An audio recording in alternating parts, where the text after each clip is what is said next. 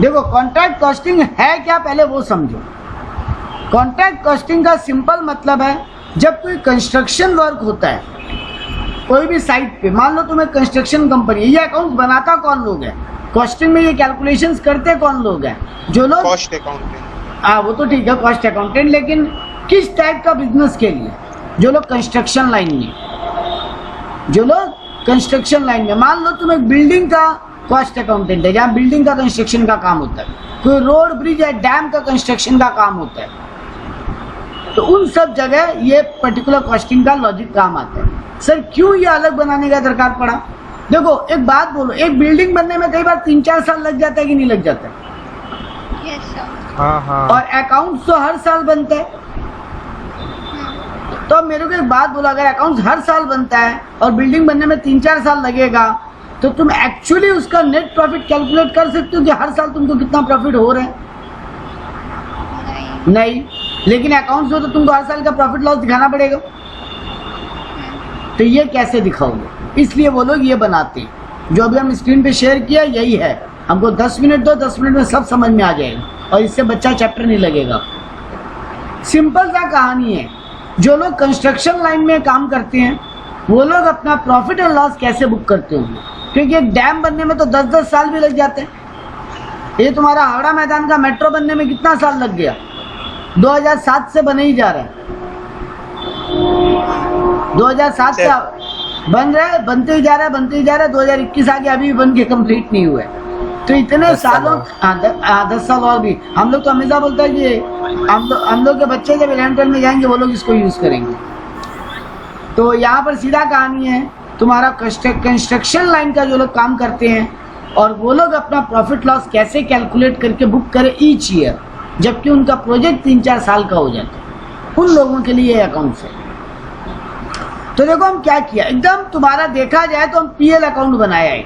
Debit side में क्या लिखा, सारा खर्चा, to material consume, to wages, to depreciation, to carriage inward, to freight, जो भी तुम्हारा खर्चा लगता है सब हम डेबिट में लिख दिया। इसलिए हम लास्ट क्या लिख दिया, थर्ड आइटम को अदर एक्सपेंस। वो एक ही बात है, जितना अदर एक्सपेंस तुम जानते हो सब लिख लो, ठीक है। तो डेबिट साइड में क्या क्या आएगा, to material consume, to wages और जितना भी अकड़म बकड़म एक्सपेंसेस सब आ जाएगा। डेप्रिसिएशन, कैरेज इनवर्ड, फ्रेट और जो भी खर्चा तुम्हारा लग रहा है उस कंस्ट्रक्शन साइट के ऊपर। ये हर एक साइट के लिए बनता है। मान लो तुम्हारा बड़ा बाजार में एक बिल्डिंग बन रहा है, तुम कंस्ट्रक्शन के बिजनेस में तुम्हारा बड़ा बाजार में एक बिल्डिंग बन रहा है तो उनके लिए बन रहा है ये डिटेल। अगर तुम्हारा हावड़ा मैदान में एक बिल्डिंग बन रहा है उसके लिए डिटेल बन रहा है। धूलागढ़ में एक बिल्डिंग बन रहा है उसके लिए ये कॉन्ट्रैक्ट, ये अकाउंट बन रहा है। तो तुम वहाँ पे जो जो खर्चा लगा उस साइट के लिए, जो जो खर्चा हेड ऑफिस भेजा वो सब लिख दी। क्रेडिट में अब क्या लिखोगे, कुछ गुड्स तो ऐसा भी होगा ना जो साइट से वापस गोडाउन चला जाते हैं। कुछ गुड्स ऐसा होगा ना जो साइट से वापस गोडाउन भी। देखो डेबिट साइड में क्या क्या लिखे, गोडाउन से साइट पे जो जो गया, मतलब हेड ऑफिस जो जो खर्चा किया उस पर्टिकुलर साइट के लिए वो सब डेबिट में लिख दिए। अब रिटर्न भी तो चला जाता है। रॉ मटेरियल मान लो 10 सीमेंट का बोरी आया, 8 ही काम लगा और 1 हम रिटर्न भेज दिया। मेरा एग्जांपल देखो, 10 सीमेंट का बोरी पहुंचा साइट पे जहां बिल्डिंग बन रहा है, 8 हम काम लगा लिया, 1 हम रिटर्न भेज दिया, बाकी 1 कहाँ पे है, अभी भी पड़ा होगा साइट के ऊपर। क्लोजिंग नहीं, क्लोजिंग नहीं बेटा, बोलो साइट पे अभी भी पड़ा होगा। अच्छा। तो देखो हम क्या किया, by raw material return, by raw material at site, ये सब क्रेडिट में आ जाएगा। मतलब क्लोजिंग स्टॉक तुम सीधा बोल सकते हैं, भले तुम फैक्ट्री गोडाउन वापस भेज दिया या तुम्हारे साइट पे पड़ा है, वो क्लोजिंग स्टॉक ही तो है इस साल का, तो वही क्रेडिट में लिखे हम। यहाँ पे एबनॉर्मल लॉस भी आ जाता है, अगर कुछ लॉस हो रहा है तो साइट पे लॉस भी तो होता है, सीमेंट बह गया पानी में, कुछ रॉ मटेरियल का नुकसान हो गया, चोरी हो गया सीमेंट का कुछ पार्ट, कोई भी कुछ भी हो सकता है, तो एबनॉर्मल लॉस भी यहीं लिख दोगे। मतलब सीधा बात, डेबिट साइड में सारे एक्सपेंसेस, क्रेडिट साइड में क्लोजिंग स्टॉक वगैरह जो बचता है, मतलब एक टाइप का ट्रेडिंग अकाउंट नहीं बना दिया बेटा। और अब जो बचेगा उसको बोलेंगे बैलेंस सीडी। तो डेबिट का सारा आइटम जोड़ लो, क्रेडिट का जो 2-3 आइटम आएगा माइनस कर लो, अल्टीमेटली एक बैलेंस सीडी बचेगा क्रेडिट साइड में। अब देखो वहां पे हम डबल बॉक्स करके मतलब टोटलिंग कर देंगे। अब यही क्लोजिंग स्टॉक दोबारा टू बैलेंस बीडी करके ओपनिंग स्टॉक लिख दी। ये मत समझना नेक्स्ट, नहीं नहीं नहीं, उसी ईयर चल रहा है अभी। तुम एक तरीके से जो ट्रेडिंग का हम पीएल बना रहे हैं, ट्रेडिंग के बाद पीएल ऐसे ही बनाते थे ना, यहाँ पीएल नहीं बना रहे बेटा, ट्रेडिंग पीएल एक ही है। यहाँ पे हम एक लैंग्वेज यूज किया केवल। तो हम क्या किया, डेबिट में material consume, wages, other expense जोड़ा, क्रेडिट साइड में goods return, raw material at site minus किया, बैलेंस सीडी बचा, टोटलिंग करके बंद किया, उसी बैलेंस शीट को वापस, उसी बैलेंस सीडी को वापस टू बैलेंस बीडी कर दी। अब देखो हम क्रेडिट साइड में क्या लिखा है, by WC by WUC। WC का मतलब होता है वर्क सर्टिफाइड। बेटा होता क्या है, मान लो तुम्हारा एक फ्लैट बना के दे रहे हैं, हम कंस्ट्रक्शन बिजनेस में हैं और हमको जेनी एक बंगलो बनाने के लिए बोली, हम वो बंगलो बना के दे रहे हैं, तो टाइम टू टाइम जेनी आके चेक करेगी ना कि कितना परसेंटेज काम कंप्लीट हो गया।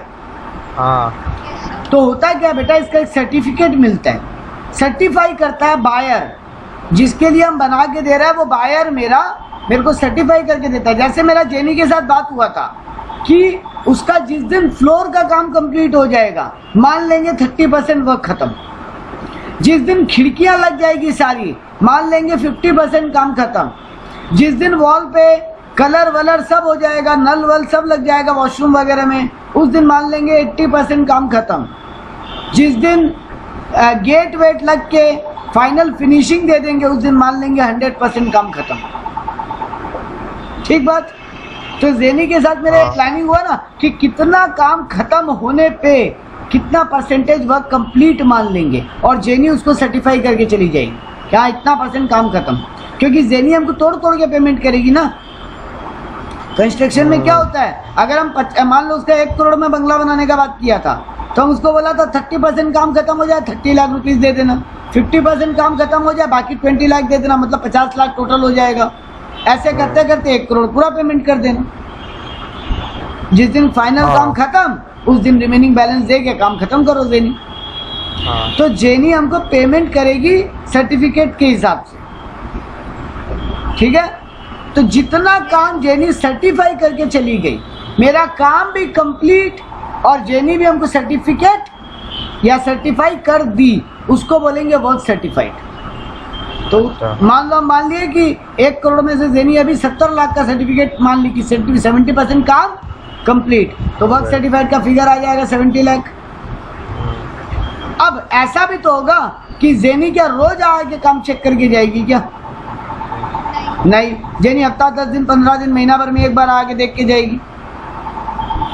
तो उस बीच में भी तो कुछ काम खत्म हो गया होगा जिसका अब तक सर्टिफिकेट नहीं दी हमको जेनी, उसको बोलेंगे वर्क अनसर्टिफाइड। मतलब काम तो कंप्लीट हो गया लेकिन बायर उसको अब तक सर्टिफाई नहीं किया। तो ये दोनों फिगर हम इधर लिखेंगे, by work certified, by work uncertified. मान लो मेरा टू बैलेंस बीडी में आया था 1 crore 20 lakh, to balance BD में आया था 1 करोड़ 20 लाख फिगर आया था। Work certified 70 lakh, work uncertified 50 lakh 60 lakh. Work certified 70 lakh और work uncertified 60 lakh 60 lakh. Total कितना फिगर आ गया मतलब क्रेडिट साइड में 1 करोड़ 30 लाख। Yes sir. और बाय टू बैलेंस बीडी कितना है मेरा 1 करोड़ 20 लाख। 10 तो लाख एक्स्ट्रा है। 10 लाख उसको बोलेंगे नॉशनल प्रॉफिट। हम एज्यूम कर रहे हैं कि फर्स्ट ईयर में मेरे को इतना प्रॉफिट हुआ। अभी ये काम चलता रहेगा। मान लो जेनी का बंगला 10 करोड़ का है, 10 करोड़ में बन के रेडी होगा। अभी ये काम सेकेंड ईयर थर्ड ईयर तक चलता रहेगा। लेकिन इस साल हम नॉशनल मतलब अंदाजा लगा रहा है। नॉशनल वर्ड का मतलब क्या होता है? एज्यूम्ड। तो हर साल हमको प्रॉफिट एज्यूम करना पड़ेगा ना कि कितना प्रॉफिट अब तक हो गया मेरे को, वरना हम अपना अकाउंट्स कैसे बनाएंगे एज ए कंस्ट्रक्शन कंपनी? हम क्या 3 साल तक वेट करते रहेंगे कि जिस दिन जेनी का बंगलो कंप्लीट होगा उस दिन हम प्रॉफिट कैलकुलेट करेंगे अपना?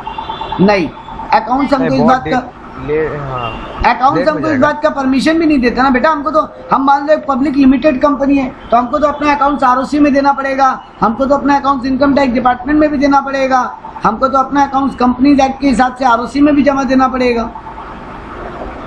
तो हम बनाएंगे, हम प्रॉफिट नहीं कैलकुलेट करेंगे तो हम अकाउंट्स किसका बनाएंगे? तो हम यहाँ पे नॉशनल प्रॉफिट निकाले, नेट प्रॉफिट नहीं निकाले, नॉशनल प्रॉफिट निकाले। मतलब उस हिसाब से जो काम हुआ है उसका प्रॉफिट मतलब। हाँ, अब तक जितना काम हुआ उस हिसाब से हम प्रॉफिट निकाल लिए। हाँ अब इसमें इसको नॉशनल क्यों बोले सर? ये अब तक का तो एक्चुअल प्रॉफिट मान ही सकते हैं। नहीं, क्यों? क्योंकि हो सकता है आने वाला साल में अचानक खर्चा बढ़ गया, किसको पता है। 3 साल में बंगलो, मान लो मेरा जेनी से फिक्स कॉन्टैक्ट हुआ है, हम 10 करोड़ लेंगे और बंगलो बना के देंगे, और मेरा अंदाजा था कि टोटल 8 करोड़ में मेरा बंगलो बन जाएगा, तो हम अपना 2 करोड़ प्रॉफिट मान के चल रहा था। लेकिन हो सकता है ना सेकेंड ईयर में रॉ मटेरियल का दाम बढ़ गया, लेबर ज्यादा पैसा मांगने लग गया, अदर ओवरहेड्स में ज्यादा खर्चा होने लग गया, इसीलिए ये नॉशनल प्रॉफिट है, पक्का मतलब प्रॉफिट कोई भी नहीं। कंटिंजेंट एक्सपेंसेस बढ़ आ ही सकता है, कौन जानता है। अचानक सीमेंट महंगा हो गया, मेरा एस्टिमेशन था 8 करोड़ का, क्योंकि तब हम सोच रहा था सीमेंट का एक बोरी का दाम 1000 रुपये है, अचानक सीमेंट का एक बोरी का दाम 1200 रुपये हो गया सेकंड ईयर में। अच्छा, तब क्या आप जेनी से एक्स्ट्रा खर्चा मतलब नहीं, क्या वो डिपेंड करता है एक्सक्लेशन क्लॉज, जो तुम बोला था ना कल कि एक्सक्लेशन क्लॉज है क्या सर, ये डिपेंड करता है मेरे और जेनी के बीच में कॉन्ट्रैक्ट कैसा हुआ। तो अगर ऐसा कुछ हो गया कोई लॉस, हमको भुगतना पड़ेगा वो खर्चा, हमको भुगतना पड़ेगा। किसी का मोबाइल बज रहा है, हमको जेनी भुगतना का पड़ेगा वो लॉस। अगर मेरा जेनी के साथ ऐसा कॉन्टैक्ट नहीं है तो जेनी तो हमको 10 करोड़ ही देगी। अब मेरा अगर ज़्यादा खर्चा हो गया, मान लो 11 करोड़ खर्चा लग गया, तो लॉस हम भुगतेंगे। तो बिजनेस में तुमको कोई बोला था क्या हमेशा प्रॉफिट ही होगा, लॉस नहीं होगा? हाँ हो ही सकता है, हो ही सकता है लॉस। तो इसीलिए हम अभी हर साल नॉशनल प्रॉफिट निकाल रहे हैं, एज्यूम्ड प्रॉफिट, क्योंकि हमको नहीं पता आने वाले सालों में कितना खर्चा कम हो सकता है, ज़्यादा हो सकता है, इसलिए हम पक्का प्रॉफिट नहीं लिख रहे। चलो ठीक है, अब ये नॉशनल प्रॉफिट को वापस अगले अकाउंट को बोथ साइड क्लोज किए और नॉशनल प्रॉफिट को आगे कंटिन्यू किए। अब आता है असली खेल, जहां पे पवित्रो तुमको दिक्कत हुआ था, तुम जो कल बोल रहा था। ये नॉशनल प्रॉफिट का कुछ पार्ट मेरा अकाउंट्स का पीएल में जाएगा और कुछ पार्ट को हम रिजर्व मानेंगे। I have to transfer certain part to PL and certain part to provision और रिजर्व। अब यही डिसीजन लेना कि कितना पार्ट को पीएल में भेजें और कितना पार्ट को प्रोविजन या रिजर्व में रखें, इसी के लिए वो नीचे कैलकुलेशन दिए। तो ये है मेरा अकाउंट्स बना। अकाउंट इतना ही है बेटा, पहले डेबिट साइड में सारा खर्चा लिखे, जो भी रिटर्न या क्लोजिंग साइड पे बच गया बैलेंस सीडी निकाले, उस बैलेंस सीडी को ट्रांसफर किए, वर्क सर्टिफाइड अनसर्टिफाइड लिखे, नॉशनल प्रॉफिट कैलकुलेट किए, उस नॉशनल प्रॉफिट में से कुछ पार्ट पीएल में डाले और कुछ पार्ट प्रोविजन या रिजर्व बोल के सेपरेट रखे। यही है अकाउंट्स बनाना। तो अकाउंट क्लियर है? Yes sir. अब आते हैं सर कितना पार्ट पीएल में भेजिएगा और कितना पार्ट प्रोविजन या रिजर्व रखिएगा। उसके लिए हमको 2 कैलकुलेशंस करनी है। पहले हमको निकालना है percentage of completion. Percentage of completion formula क्या है? Work certified by contract price into 100। Work certified by contract price into 100। मान लो जेनी हमको 70 लाख का अभी तक वर्क सर्टिफाइड देकर गई है और टोटल कॉन्ट्रैक्ट कितना था? 10 करोड़ का। हाँ, तो work certified 70 lakh divided by 10 crore into 100। ठीक ये है, क्या निकला? Percentage of completion, percentage of completion निकल जाएगा। हाँ, अब अगर ये परसेंटेज लेस देन 25 आया, अगर ये परसेंटेज लेस देन 25% आया, तो तुमको पीएल में कुछ भी नहीं भेजना, पूरा का पूरा अभी प्रोविजन में रखो, अभी कुछ भी प्रॉफिट मत मानो। अब काम 25% से कंप्लीट कम हुआ है, अभी तक तुम प्रॉफिट कैसे मान लो? ठीक है, कैसे समझेंगे वो? हाँ, पर अगर तुम्हारा ये वर्क कंप्लीशन का जो परसेंटेज आएगा वो लेस देन 25 आया, तो इस साल अभी पीएल में कुछ मत भेजो, सबका सब प्रोविजन या रिजर्व में रखो। वो परसेंटेज में आएगा, हमसे कुछ अमाउंट में। हाँ, भाई इंटू 100 करेगा, इंटू 100 करेगा तो हाँ। अमाउंट में कैसे आएगा?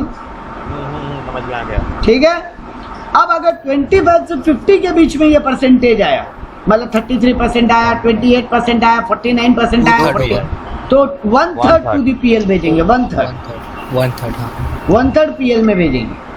और अगर ये 50 से 90 के बीच में आया तो 2/3 पीएल में भेजेंगे। और 90% से ज्यादा वर्क कंप्लीट अगर हो चुका है तो पूरा का पूरा अमाउंट को पीएल में भेज दो, कुछ प्रोविजन में रखने का दरकार नहीं है।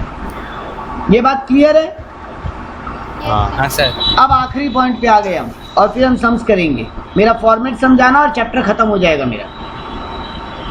कि अभी भी तुम ये मत समझो कि इस पीएल का पूरा 2/3 या 1/3 तुम भेज दोगे। इस नॉशनल प्रॉफिट का पूरा 2/3 या 1/3 पीएल में भेज दोगे, ये मत समझ लेना।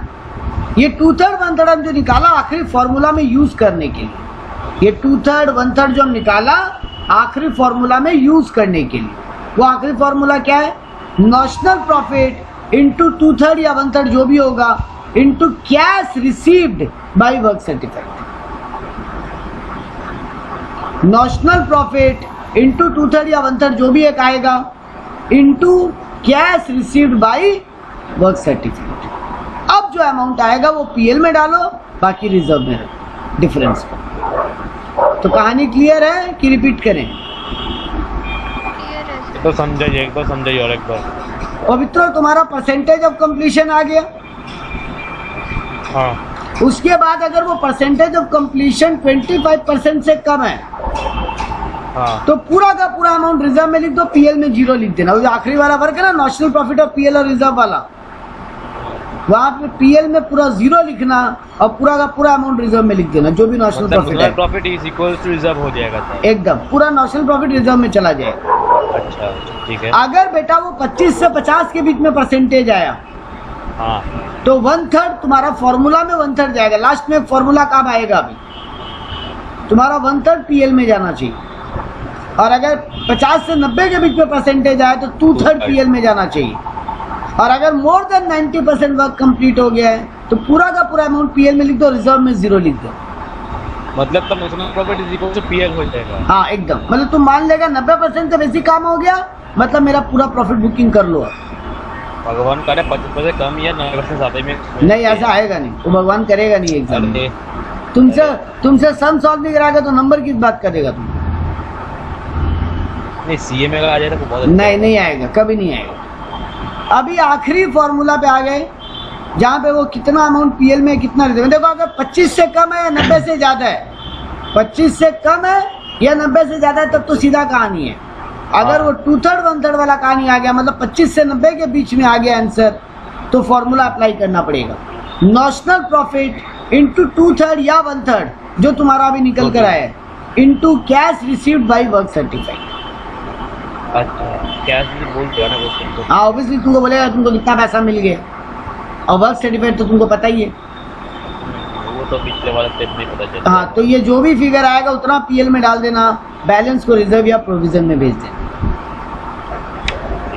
यही है कॉन्ट्रैक्ट कॉस्टिंग। इसमें भी हम एक्सक्लेमेशन क्लॉज वाला पार्ट का बात नहीं किए। अब इसके ऊपर पहले सम करते हैं, क्योंकि बीकॉम लेवल में एक्सक्लेमेशन क्लॉज नहीं आता है मेनली, लेकिन हम बताएंगे, जब हम बताएंगे तब हम उसको भी करा देंगे। बट अभी यही समझो, यही है कॉन्ट्रैक्ट कॉस्टिंग।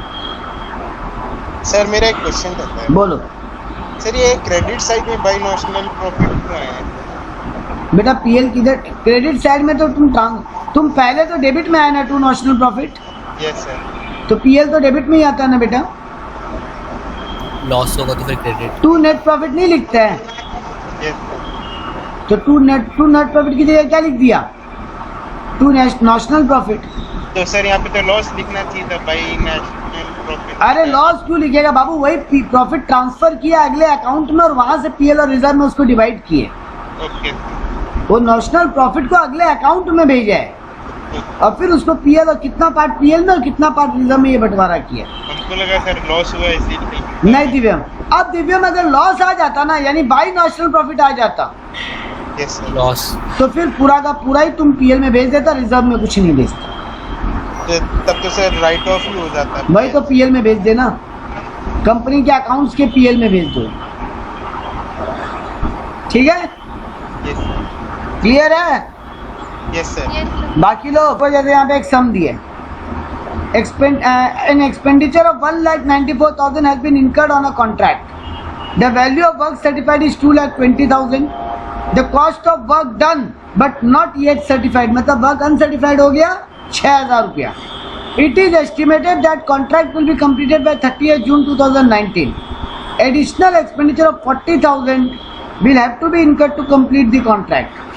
40,000 का एक्स्ट्रा खर्चा भी करना पड़ेगा कॉन्ट्रैक्ट को कंप्लीट कराने के लिए। Total estimated expenditure on the contract is to be included provision of 2.5%, 2.5% for contingency. और तुम 2.5% का कंटिजेंसी भी रख रहे हो कि एक्स्ट्रा खर्चा भी आ सकता है.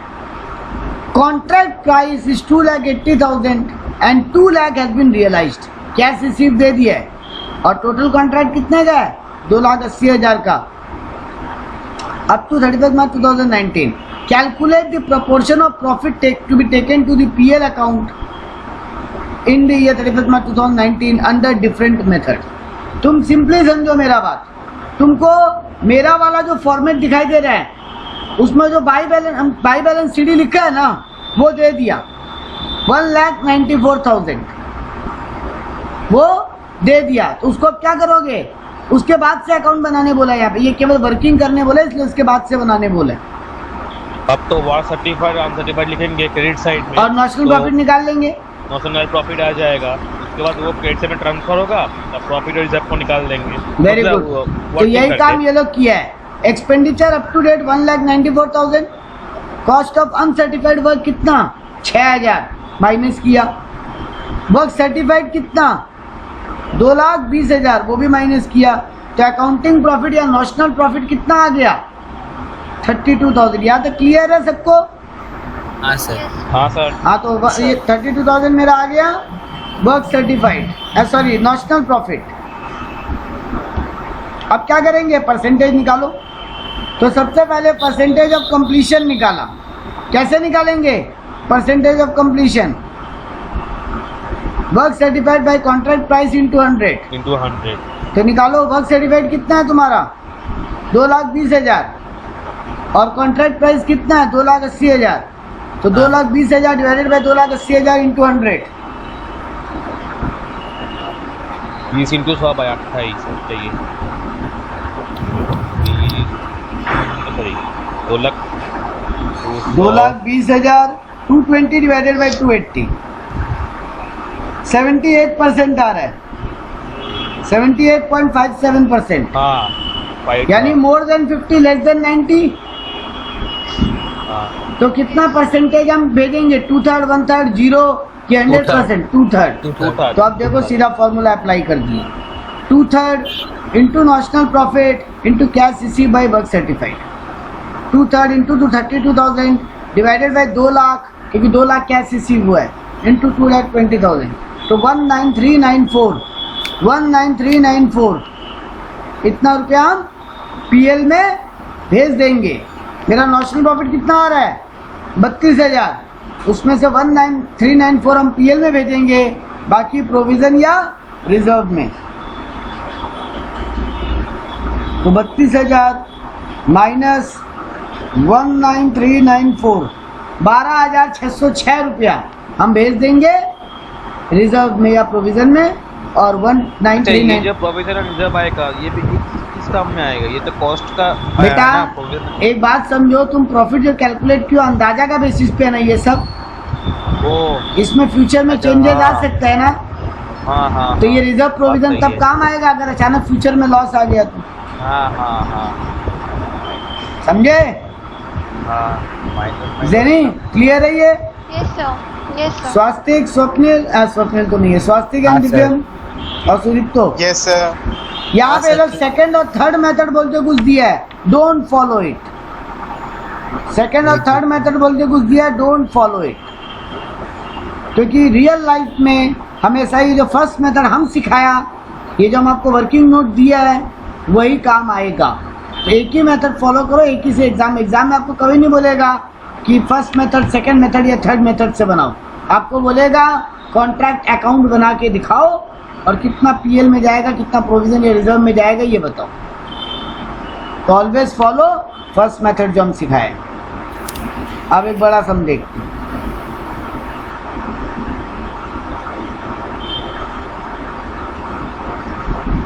ये देखो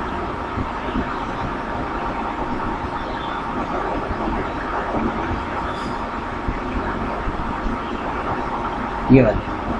The following amount has been spent on a contract still unfurnished on 31st December 2019. Unfinished work है जिसके ऊपर एक कॉन्ट्रैक्ट अकाउंट बना के दिखाने. मटेरियल सेंट टू साइट मतलब गोडाउन से जहाँ पे मेरा कंस्ट्रक्शन हो रहा है वहाँ पे 85,349 रुपीज़ का मटेरियल गया। Labour engage on the site 74,375। Plant installed at the site 15,000। तो क्या पूरा प्लांट आएगा पीएल में कि सिर्फ डेप्रिसिएशन आएगा उसका? डेप्रिसिएशन आएगा, ये मतलब डेप्रिसिएशन आता है। वेरी गुड, डेप्रिसिएशन लेंगे। एस्टेब्लिशमेंट चार्जेस बोला है 3167। डायरेक्ट एक्सपेंस बोला है। मटेरियल रिटर्न टू स्टोर, मतलब साइट से वापस स्टोर रूम में कितना मटेरियल आ गया। वर्क सर्टिफाइड बताया 1,95,000। Cost of work yet not certified 4,500।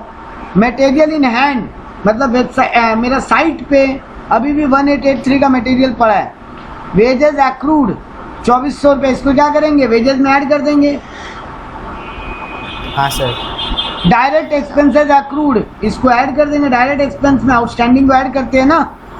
हाँ। अब देखो तुमको डेप्रिसिएशन निकालने का बुद्धि क्या दिया, तुमको बताया तुम मशीन यानी प्लांट इंस्टॉल किया था साइट पे 15,000 रुपये का, और आज के दिन उसका वैल्यू 11,000 है। मतलब ड्यूरिंग द ईयर कितना डेप्रिशिएट हुआ हो? 4,000। तुम्हारे पास दो तरीका है प्रेजेंट करने का, या तो डेबिट में पूरा 15,000 लिख दो और क्रेडिट में 11,000 लिख दो कि कितना बैलेंस मशीन बच गया, या फिर डेबिट में 4,000 लिख दो, एज यू चूज। हम बेटर मानते हैं डेप्रिसिएशन निकाल के लिखना। तुमको बोला है contract price has been agreed to 2,50,000। पूरा कॉन्ट्रैक्ट 2.5 लाख में डन किया है। And cash have been already received, 1,80,000 का कैश हमको मिल चुका है। तो देखो इसका वर्किंग कैसे किया है। पहले तो पूरा खर्चा लिखा, material, labour, plant installed, direct expense, accrued expense को अलग से लिख दिया। तुम एक ही बात है, वेजेस में ऐड कर दो, डायरेक्ट एक्सपेंस में ऐड कर दो। इधर में क्या किया, material return to store, material at site and plant at site, ये लोग वैसे लिखा है। 15,000 का प्लांट लगाया, 11,000 का बैलेंस बचा हुआ है प्लांट का। तो आ गया मेरा वर्क इन प्रोग्रेस बोल लो, या कॉस्ट टिल डेट बोल लो, या बाई बैलेंस सीडी बोल लो। 1,88,625, 1,88,625। इसको 2 बैलेंस सीडी करेंगे और क्या लिखेंगे, वर्क सर्टिफाइड और आंसर। इन लोग का फॉर्मेट फॉलो मत करना, इनका फॉर्मेट फॉलो मत करना। मेरा वाला फॉर्मेट हम इसीलिए दिया है क्योंकि हम लोग सीए लेवल में वही सीखे थे, और जो सर हमको सिखाए थे वो बोले थे ये सबसे इजी फॉर्मेट है, इसी को एग्जाम में बना के आओ, नंबर नहीं कटेगा। तो मेरा 1 लाख बहुत कच्चा करके दिया है।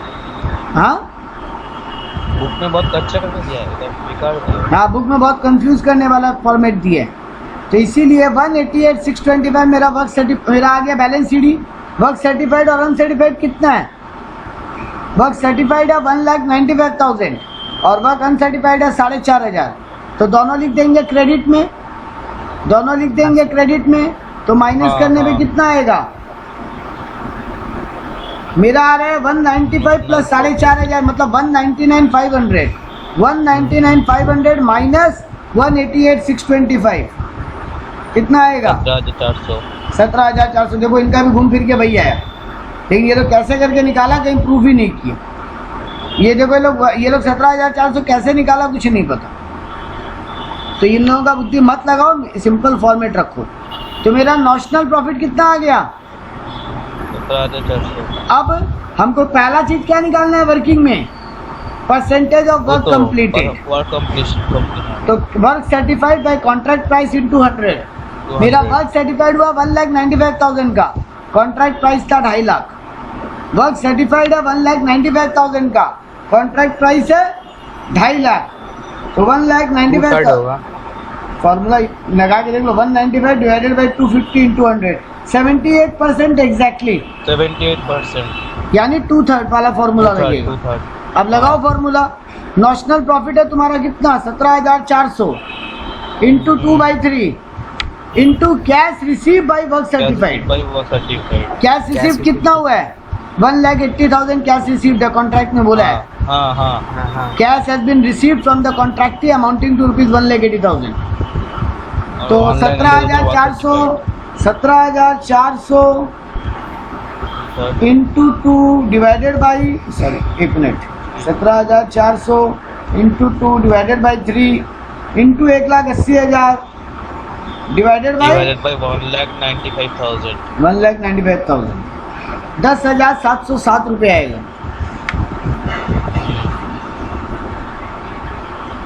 10,707 रुपये। ये लोग कहाँ सॉल्व किया इसको? 5 लोग हैं। ऊपर चले अरे तो कहीं तो नहीं ऊपर है सर पीछे है अरे कितना पीएल में भेजा है, लोग कहाँ लिखा है ये चीज? आ गया शायद वो नीचे करिए एक बार बस। ऐ तुम हमको नेशनल प्रॉफिट गलत कैलकुलेट करके दिया नालायक। बस हट, ठीक हम तुम्हारे ऊपर हमने दिया, भरोसा तुम करके दिया था। गलती कर गए। तुम दिया हमको बस पवित्रो पवित्रो दिया है। दिया था, अब भी दिया था। हट। हाँ पवित्रो दिया था। दूर रुको रुको, हम निकालते हैं खुद। मेरा वो बुक से 188,625 बोल दिया हाँ था। वो बुक से बोल दिया। हाँ। 188,625 मेरा बैलेंस सीडी था। मेरा वर्क सर्टिफाइड अनसर्टिफाइड 1,95,000 और 4,500 10,875 रुपये आएगा। इन लोगों का 26,100 कैसे आएगा? गाजापुरी मिलाया होगा। नहीं रुको रुको, कॉपी में सॉल्व करते फटाफट रुकिए।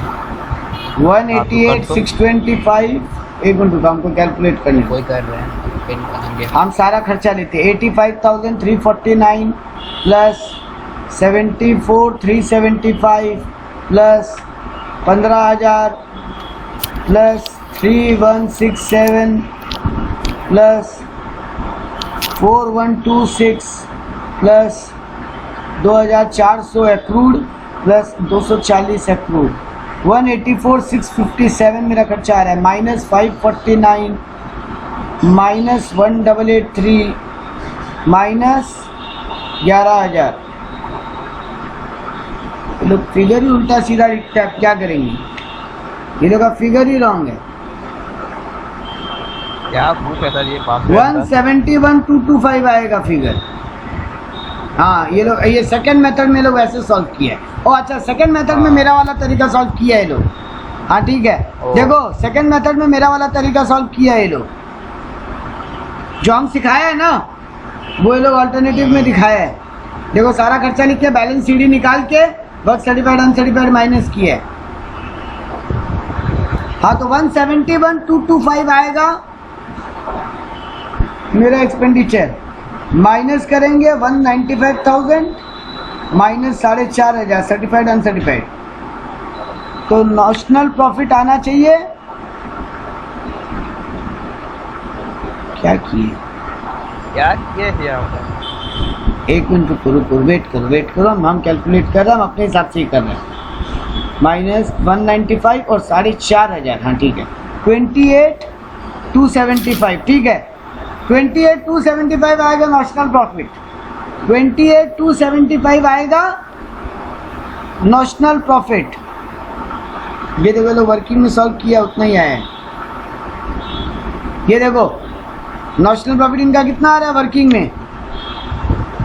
28,275। हाँ अब इसमें फॉर्मूला लगाओ into 2/3 28,275 into 2 divided by 3 into 1,80,000 cash received divided by work certified. हाँ तो 14047 ये तुम्हारा चला जाएगा पीएल में और बैलेंस तुम्हारा चला जाएगा रिजर्व में। ठीक है? हाँ सर। हाँ सर। ऐसे ही कैलकुलेट हो गई। हम नहीं कर रहे हैं। हम सर कर दिया। बोरिंग लग रहा है, पता है सर? क्या लग रहा है? बोरिंग है सर। क्यों बोरिंग क्यों लग रहे हैं? बोलो बोरिंग क्या लग रहा है इसमें?